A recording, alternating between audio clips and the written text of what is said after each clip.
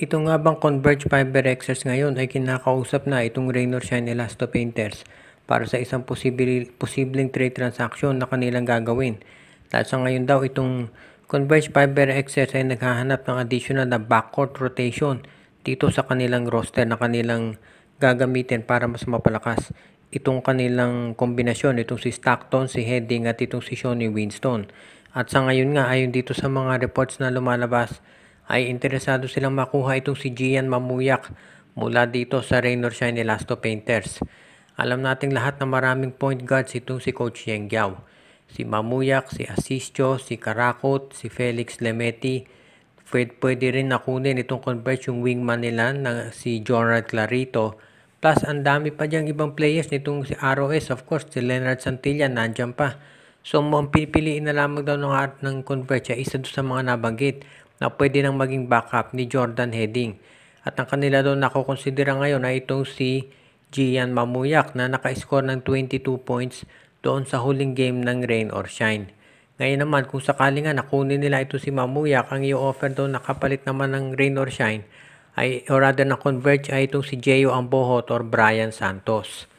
Magiging magandang offer ito lalo na kung Jeyo Ambohot for Gian Mamuyak. Dahil ang kinakailangan ngayon ng Rain or Shine ay isang big man. Lalo na at hindi pa natin nalalaman kung kailan makababalik itong si Bo Belga. Dahil nga dito sa kanyang iniinda. Kaya mukhang bagay talaga na isang big man ang makuha ni Coach Yeng Giao kapalit ni Gian Mamuyak.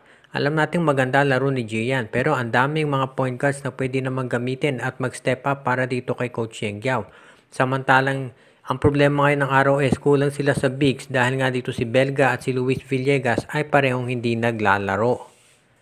Samantala naman, ang isa pang posible na maging transaction dito sa mga susunod na araw o conference ay dito sa San Miguel Beer.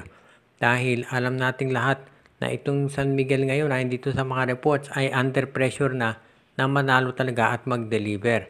At may mga naniniwala na kapag hindi pa nag-champion ng San Miguel dito, baka magkaroon ng coaching change dyan. At ibig niya sabihin ay baka ito si Coach Leo Austria ay mapalitan na. So ngayon wag na tayong magulat kung sakasakali na ito nga ay matuloy. Pero if ever na itong si Coach Leo ay papalitan ng San Miguel Beer, ang tanong naman ay kung sino ang kanilang kukunin. Maraming mga kritiko si Coach Leo, partikular na dito sa style ng pagko-coach niya na nagre-rely lamang madalas sa wawalong player parang si Coach Tim Cone. Pero sa ngayon, mukhang hindi maitatanggi na ang dami rin itong kampyonato na naibigay dito sa San Miguel. Kaya if ever na ito ipapalitan, kinakailangan yung championship caliber coach din ang ilalagay nila. Kaya yan ngayon ang pinag-iisipang mabuti. Itong si Coach Leo Austria and I am sure yung management ng SMC, yan din ang pinag-aaralan nila. Kung sakasakali nga nakukuha sila ng panibagong coach, magiging maganda resulta nito para dito sa Barangay Ginebra o rather dito sa San Miguel Beer. Ang kinakailangan lamang siguraduhin ng SMB, yung papalit dito kay Coach Leo, ay yung talagang makatutulong dahil nakita natin nangyari nung pinalitan si Coach Leo, nilagay si George Gallant. Ilang conferences lang, binalik na si Coach Leo dahil ang sama ng naging resulta para dito sa SMB. Kaya alam natin din na maiksi ang PC ng SMB pagdating dito sa pagbibigay ng sabihin na nating leeway dito sa kanilang mga coaches. Kaya nga asahan natin na kung hindi maganda performance ni Coach Leo, baka palitan na nga agad yan. Ang magiging tanong na lamang ay kung sino ang ilalagay ng SMC.